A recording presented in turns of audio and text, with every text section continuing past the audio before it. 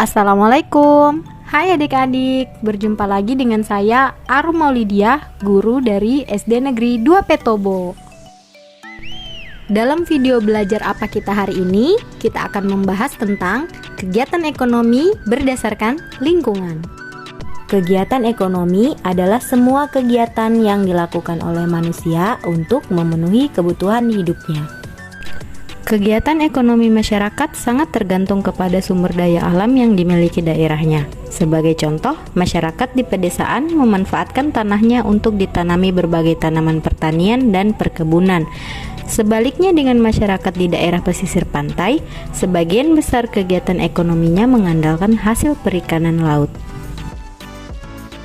Dalam video pembelajaran kali ini, kita akan membahas kegiatan ekonomi masyarakat yang terjadi pada 5 lingkungan.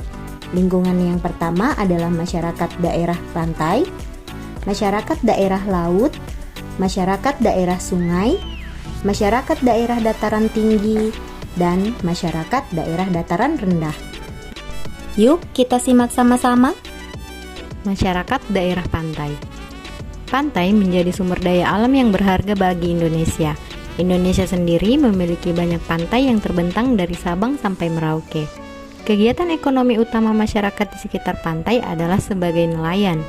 Namun karena pemandangan pantai sangat indah, maka berkembanglah sektor pariwisata.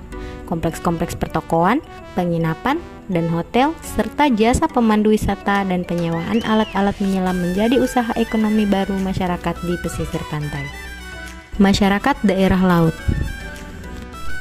Sebagian wilayah Indonesia adalah lautan. Laut memiliki banyak potensi. Kita bisa memanfaatkan berbagai hasil laut seperti ikan, mutiara, kerang, kepiting, udang, teripang, dan rumput laut. Di laut juga ada kegiatan pengeboran energi minyak bumi. Kita juga bisa memanfaatkan laut sebagai wisata bahari. Kalau kita menyelam, kita bisa menyaksikan keindahan laut. Masyarakat daerah sungai. Sungai merupakan lingkungan alam yang sangat penting. Bagi sebagian orang, lingkungan sungai dipergunakan sebagai sumber air bagi kehidupannya. Sungai juga digunakan sebagai sumber pengairan bagi pertanian dan juga digunakan sebagai jalur transportasi bagi masyarakat. Ada salah satu usaha ekonomi yang memanfaatkan sungai, yaitu dengan mendirikan pasar terapung.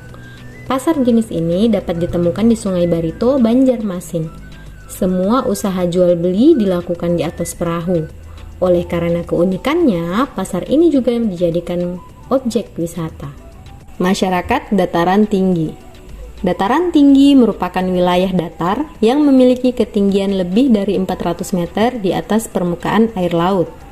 Daerah dataran tinggi baik untuk menanam sayuran dan buah-buahan serta untuk peternakan. Selain sebagai lahan pertanian dan peternakan, dataran tinggi juga merupakan tempat yang cocok untuk tempat wisata. Karena daerah dataran tinggi pada umumnya memiliki udara yang bersih, sejuk, dan segar.